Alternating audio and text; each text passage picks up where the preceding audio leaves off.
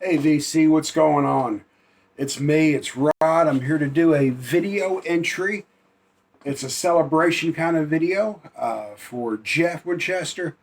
We all know Jeff, very funny guy, but he knows a lot about music.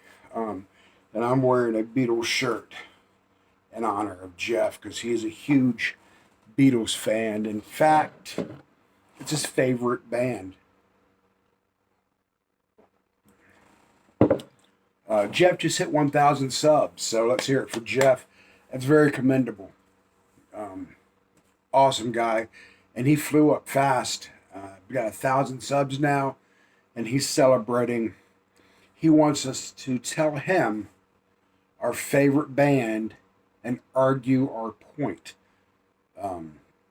He's a big Beatles fan. I said that. I'm a Stones fan, and I love the Dead. There's a lot of other bands I love. But overall, I've been a Stones fan since elementary school. My brother and sister are like 10, 11 years older than I am, so I was exposed to their music. My brother was a huge Beatles fan. My sister was a huge Stones fan. And I remember how much my father hated the Rolling Stones. And to me, that made them cool. Second, third, fourth grade, man.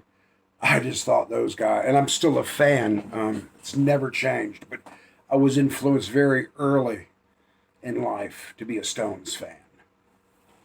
And they're the world's greatest rock and roll band. Look, this is a reissue, of course, of England's newest hit makers.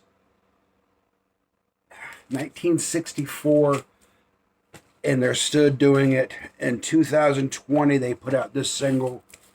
And yeah, the single was recorded in 2019, which is kind of eerie that they recorded a song like Ghost Town before the pandemic. It really fit in well in 2020. That's when it was released. Beautiful song, beautiful album. Or not album, but single. But think about it. From 1964 to 2019, they're still doing it. Paul McCartney's still doing it too. No disrespect.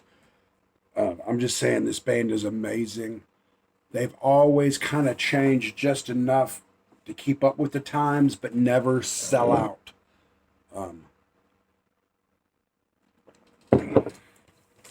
They got a first album. It was full of blues covers. I mean, it was just jam packed full of cover songs.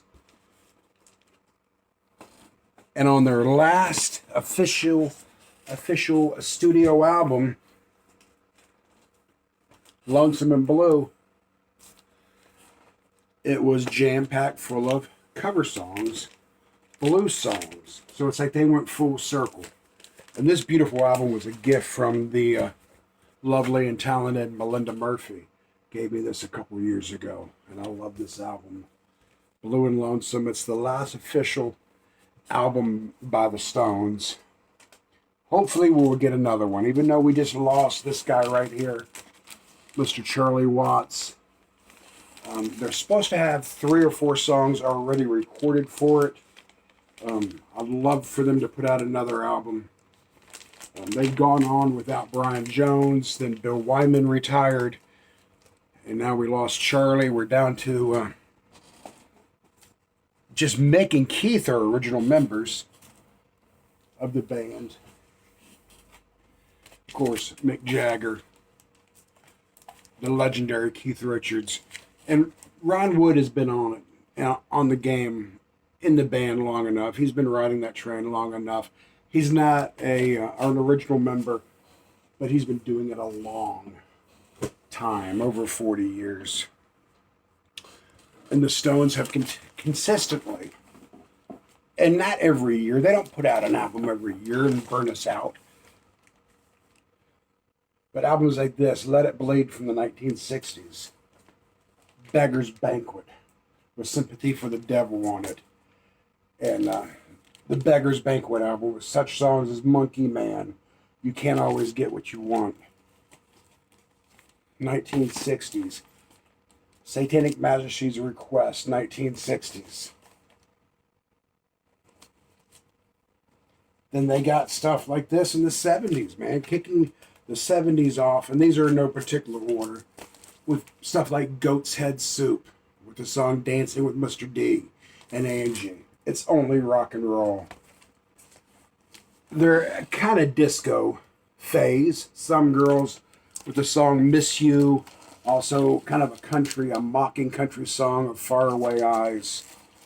So they kept doing it, man. Just kept putting it out.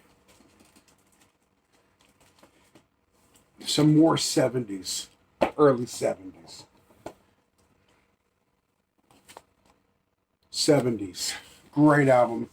XL on Main Street. This particular copy was a gift from Randy Weaver.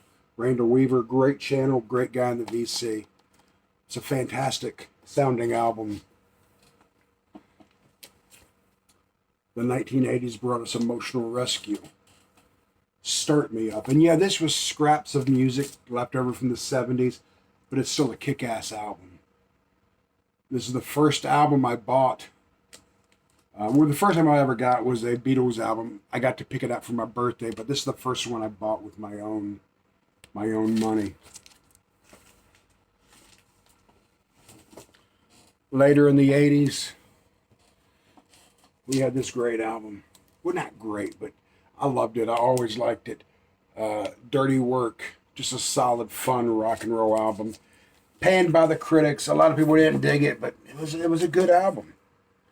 And this album, Steel Wheels, saw him on this tour. I risked my freedom to see him on this tour, and I've told this story before. I was in court-ordered rehab, and prior to rehab, I had camped out for tickets to the Rolling Stones at RFK Stadium. I knew where the tickets were by the time I was in rehab. I knew where they were. They were at my parents' house in Germantown, Maryland, and I was way the hell out in Western Maryland at this facility. And it was a Sunday. I remember waking up thinking, I'm going to miss the show. And I can remember the phone call made to my folks saying, hey, are the tickets still there? I want to sell them. I'm going to have a friend come by and pick up the tickets if they're still there. Well, yeah, I think, they made sure the tickets were there.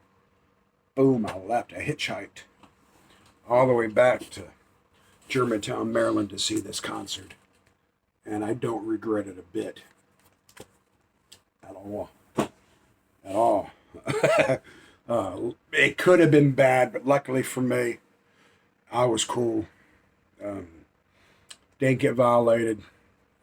So, that's my craziest Rolling Stone story I can tell.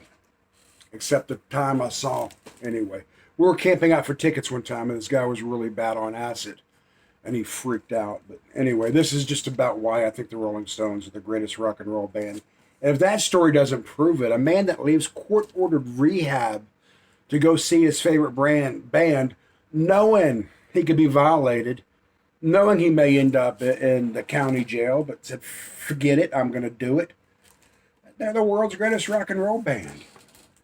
The 90s brought us this fine album. And in the 2000s, a solid, one of my favorite albums they did, A Bigger Bang. I loved this album. It came out in the early 2000s.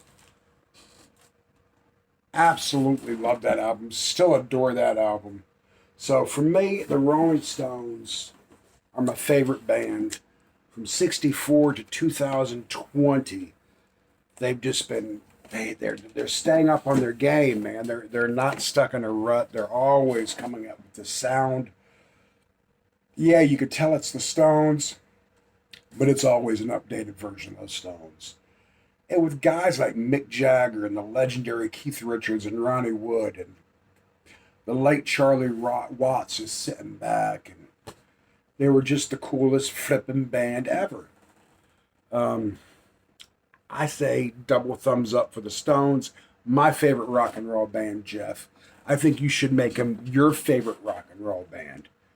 And this is me convincing Jeff how great they are. Jeff, congratulations on 1,000 subs. You deserve every one of them. He's a funny guy. Jeff's a funny guy. He can make you laugh. He can make you cry. Guys, peace. Be good to each other.